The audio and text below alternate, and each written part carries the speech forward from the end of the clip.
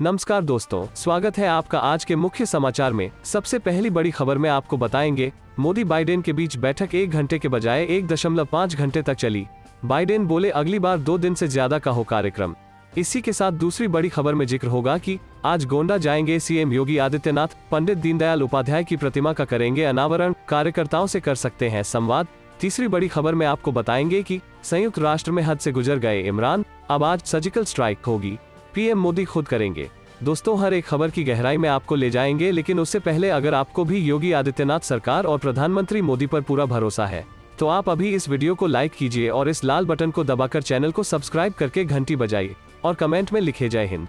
चलते हैं पहले खबर की तरफ। मोदी बाइडेन के बीच बैठक 1 घंटे के बजाय 1.5 घंटे तक चली। बाइडेन बोले अगली बार 2 दिन से ज्यादा का हो कार्यक्रम। जी हां दोस्तों, प्रधानमंत्री मोदी और अमेरिकी राष्ट्रपति जो बाइडेन के बीच कल व्हाइट हाउस में मुलाकात के दौरान दोनों देशों को नई मजबूती देने और जलवायु परिवर्तन, कोविड-19 जैसे अहम मुद्दों पर बात हुई।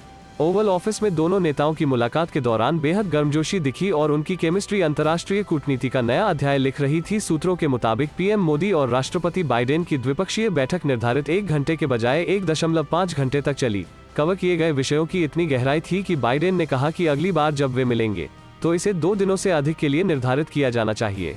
चलते हैं अगली खबर की तरफ। आज गोंडा जाएंगे सीएम योगी आदित्यनाथ, पंडित दीनदयाल उपाध्याय की प्रतिमा का करेंगे अनावरण, कार्यकर्ताओं से कर सकते हैं संवाद।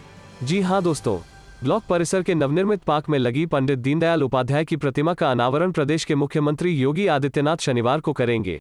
शुक्रवार को सीएम का कार्यक्रम आनन फानन में तय होने से जिले के अधिकारियों में खलबली मच गई।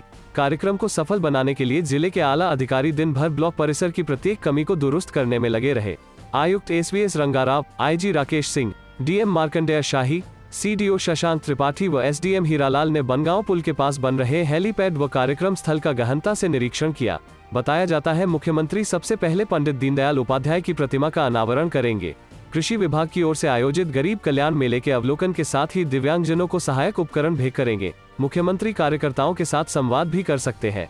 मुख्यमंत्री के कार्यक्रम की आहट पाकर ब्लॉक के सफाई कर्मी व श्रमिक पूरे दिन परिसर को सफाई व रंगरोगन कर लगधक दिखाने में लगे रहे। शुक्रवार को ब्लॉक परिसर की सीसी रोड पर बने गड्ढों को लोक निर्माण विभाग के श्रमिक भरते नजर आए। अवर अभियंता उपेंद्र ने बताया कि शाम तक सभी कमियों को दुरुस्त कर लिया जाएगा। चलते हैं अगली खबर की तरफ। संयुक्त राष्ट्र में हद से गुजर गए इमरान, अब आज सर्जिकल स्ट्राइक होगी, पीएम मोदी खुद करेंगे। जी हां दोस्तों, मंच सजा हुआ है। हर बार की तरह पहला वार किया जा चुका है। आज रात 7 बजे का इंतजार कीजिए। पाकिस्तान पर सर्जिकल स्ट्राइक होनी तय है।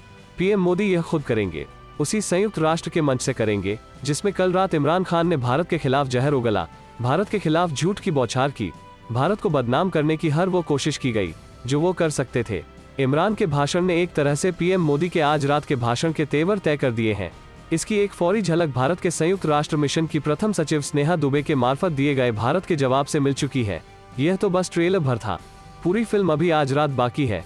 दुनिया के इस सबसे बड़े मंच पर दिए गए इमरान के भाषण के 7 मिनट 38 सेकंड के बाद का हिस्सा आप सुनिए, खून खौल उठेगा। इसके बाद के एक सेकंड में भारत के खिलाफ जहर है।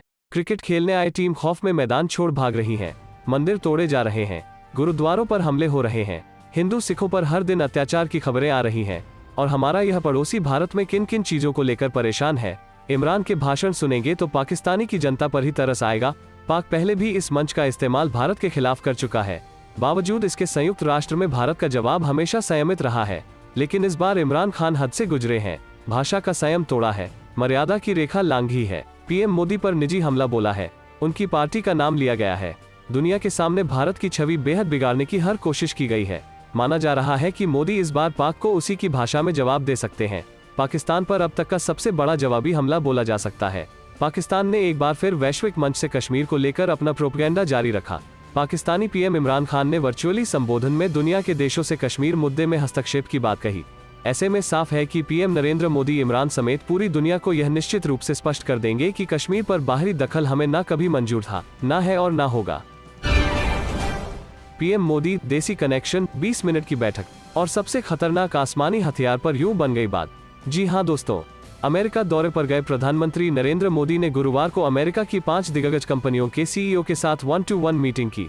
इनमें न्यूक्लियर और डिफेंस सेक्टर की दिग्गज प्राइवेट कंपनी जनरल एटॉमिक्स के सीईओ विवेक लाल भी शामिल थे। पीएम मोदी और लाल की 20 मिनट तक चली यह मीटिंग रक्षा सौदे और डिफेंस टेक्नोलॉजी के लिहाज से बेहद अहम है। जनरल एटॉमिक्स ही खतरनाक प्रीडेटर ड्रोन की निर्माता है और भारत ऐसे 30 ड्रोन खरीदने का मन बनाया हुआ है। कंपनी पहले से ही भारत को लेटेस्ट डिफेंस टेक्नोलॉजी सपोर्ट मुहैया कराने के लिए काम कर रही है। अमेरिका की न्यूक्लियर पावर्ड सबमरीन टेक्नोलॉजी भले ही फिलहाल भारत की पहुंच से कुछ दूर हो, क्योंकि इस सेक्टर में रूस उसका पुराना साथी है, लेकिन अमेरिका का प्रीडेटर ड्रोन खरीदने की भारत की चाहत अब जल्द हकीकत बन सकती है। दरअसल भारत 3 अरब डॉलर यानी करीब 22,000 करोड़ रुपए में दुनिया के सबसे खतरनाक और आधुनिक टेक्नोलॉजी से लैस प्रीडेटर ड्रोन की 30 यूनिट को खरीदने का मन बना चुका है। योजना के मुताबिक तीनों सेनाओं के लिए 10-10 प्रीडेटर ड्रोन खरीदे जाने हैं। यह ड्रोन हवा में लगातार 35 घंटे तक उड़ान भर सकता है। यह 50,000 फीट की ऊंचाई पर 3,000 किलोमीटर तक सफर कर सकता है। कहने के लिए यह ड्रोन है, लेकिन किसी भी एडवांस्ड फाइटर जेट से कम नहीं है। इस पर खतरनाक मिसाइलें फिट हो सकती हैं। यह न सिर्फ एडवांस्ड सर्विलांस सिस्टम से लैस है, बल्कि खामोशी से टारगेट पर सटीक निशाना लगाने में माहिर है। प्रीडेटर ड्रोन से ही अमेरिका ने ईरानी जनरल कासिम सुलेमानी को मारा था। जनरल एटॉमिक्स के सीईओ विवेक लाल का भारत के साथ गहरा जुड़ाव रहा है। वह भारतीय मूल के हैं, जिनका जन्म इंडोनेशिया के जकार्ता में हुआ था। उनका यह स्ट्रॉन्ग कनेक्शन भारत के लिए बहुत मददगार साबित हो सकता है। लाल बोइंग, रैथियन और लॉकहीड मार्टिन जैसी बड़ी रक्षा कंपनियों के साथ भी अहम पदों पर काम कर चुके हैं। वह बोइंग की इंडिया यूनिट के भी हेड रह चुके हैं। इसके अलावा वह भारतीय कंपनी रिलायंस के साथ भी काम कर चुके हैं। लेकिन जून 2020 में उनके जनरल एटॉमिक्स का सीईओ बनना भारत के लिए अहम टेक्नोलॉजी हासिल करने के लिए लिहाज से बड़ा मौका है। विवेक लाल ने भारत अमेरिका के बीच हुए कई रक्षा सौदों में अहम भूमिका निभाई है। इन रक्षा सौदों में ट्रांसपोर्ट एयरक्राफ्ट C-17 ग्लोबमास्टर की deal, P-81 anti marine warfare aircraft और हार्पून मिसाइल सौदे शामिल हैं। चलते हैं अगली खबर की तरफ। योगी आदित्यनाथ से न्याय की उम्मीद, जाने महंत नरेंद्र गिरी की संदिग्ध मौत पर क्या बोला परिवार। जी हां दोस्तों, उत्तर प्रदेश के प्रयागराज में चर्चित महंत नरेंद्र गिरी सुसाइड मामले की सीबीआई जांच का समर्थन महंत नरेंद्र गिरी के पैतृक गांव में रहने वाले परिवार ने किया है। परिवार के मुताबिक महंत की हत्या के पीछे जो भी लोग हैं, उनको सजा मिलेगी। उन्होंने कहा कि योगी आदित्यनाथ से ही उन्हें न्याय की उम्मीद थी। दरअसल सोशल मीडिया पर सुसाइड के तुरंत बाद के सामने आए वीडियो पर परिवार ने कई सवाल खड़े किए हैं। हत्या और आत्महत्या की गुत्थी में उलझी महंत नरेंद्र गिरी की मर्डर मिस्ट्री के सबूतों को खंगालने प्रयागराज में सीबीआई की 5 सदस्यीय टीम पहुंच गई।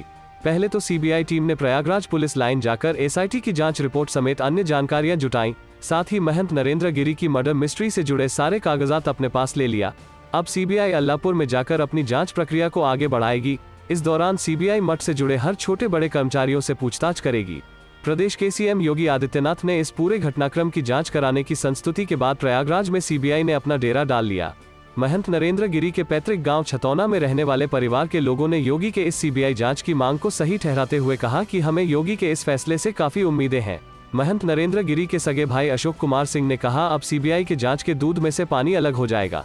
महंत नरेंद्र गिरी के भतीजे अनिल कुमार सिंह ने कहा कि अगर योगी की जगह कोई और होता तो सही से जांच न हो पाती। प्रयागराज के प्रतापपुर छतौना गांव में महंत नरेंद्र गिरी के गांव में परिवार के 80 लोग रहते हैं, जिसमें मौजूदा समय में अशोक कुमार सिंह, अरविंद कुमार सिंह और छोटे भाई आनंद कुमार सिंह सगे भाई रहते हैं। महंत नरेंद्र गिरी के भतीजे अमित कुमार सिंह, दिलीप कुमार सिंह, विजय कुमार सिंह चचेरे भाई भी रहते हैं, जिसमें सभी के अपने अलग अलग परिवार हैं। चलते हैं अगली खबर की तरफ। मोदी हैरिस की मीटिंग में पाक को नसीहत। वाइस प्रेसिडेंट ने कहा, आतंकियों को मिल रही पाकिस्तानी मदद पर लगाम जरूरी, भारत आतंकवाद का शिकार। जी हां दोस्तों, अमेरिका दौरे पर गए प्रधानमंत्री नरेंद्र मोदी ने गुरुवार रात अमेरिकी उपराष्ट्रपति कमला हैरिस से मुलाकात की। ये पहला मौका था जब किसी भारतीय मूल की अमेरिकी उपराष्ट्रपति ने भारतीय प्रधानमंत्री से मुलाकात की है। इस मीटिंग के दौरान कमला हैरिस ने आतंकवाद और इसमें पाकिस्तान की भूमिका का मुद्दा भी उठाया। उन्होंने कहा कि पाकिस्तान में कई आतंकी संगठन मौजूद हैं। हैरिस ने पाकिस्तान को नसीहत दी है कि वो आतंकी संगठनों पर कार्रवाई करे, ताकि ये अमेरिका और भारत की सुरक्षा के लिए खतरा न बने। कमला हैरिस ने सीमा पार आतंकवाद के मुद्दे पर मोदी के बयान पर भी सहमति जताई। साथ ही वो इस बात पर एक राय थी कि भारत कई दशकों से आतंकवाद का शिकार होता रहा है और अब आतंकी संगठनों को पाकिस्तान से मिल रही मदद पर लगाम लगाने और इस पर कड़ी निगरानी रखने की जरूरत है।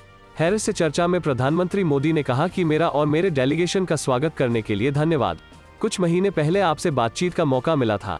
ये वो समय था जब भारत कोरोना की दूसरी लहर का सामना कर रहा था। आपने सहायता के लिए जो हाथ बढ़ाया, उसके लिए आपका शुक्रिया करता हूँ। कमला हैरिस से चर्चा में मोदी ने आगे कहा कि अमेरिका में आपका उपराष्ट्रपति चुना जाना महत्वपूर्ण है। यह दुनिया के लिए प्रेरणा स्रोत है। आप और बाइडेन मिलकर भारत अमेरिका के रिश्ते मजबूत करें। हम आपका सम्मान करना चाहते हैं। मैं आपका भारत में स्वागत करना चाहता हूं। आपकी विजय यात्रा ऐतिहासिक है। मोदी ने यह भी कहा कि विश्व की सबसे बड़ी और सबसे पुरानी डेमोक्रेसी के रूप में भारत और अमेरिका नेचुरल पार्टनर हैं। हमारे मूल्यों में समानता है। हमारा तालमेल और सहयोग भी निरंतर बढ़ता जा रहा है। अमेरिकी उपराष्ट्रपति ने मोदी का स्वागत करते हुए दोनों देशों के मजबूत रिश्तों को नई ऊंचाई देने की जरूरत बताई। उन्होंने कहा कि भारत के इस फैसले से बहुत खुश हूं कि वो फिर से वैक्सीन एक्सपोर्ट करने जा रहा है। वहां अब रोजाना 1 करोड़ से ज्यादा लोगों को वैक्सीनेट किया जा रहा है और यह संख्या तेजी से बढ़ रही है। भारत में जब कोविड खतरनाक हुआ तो अमेरिका इस मुश्किल वक्त में उसके साथ खड़ा हुआ था। हैरिस ने सुरक्षा मामलों का जिक्र करते हुए कहा कि हम दोनों ही हिंद और प्रशांत महासागर में फ्री ट्रेड और फ्री रूट को अहमियत देते हैं और इस दिशा में काम कर रहे हैं। क्लाइमेट चेंज के मुद्दे को भी भारत सरकार गंभीरता से ले रही है। हमें भरोसा है कि दोनों देश मिलकर पीपल टू पीपल कॉन्टैक्ट बढ़ाएंगे और दुनिया पर इसका अच्छा असर पड़ेगा।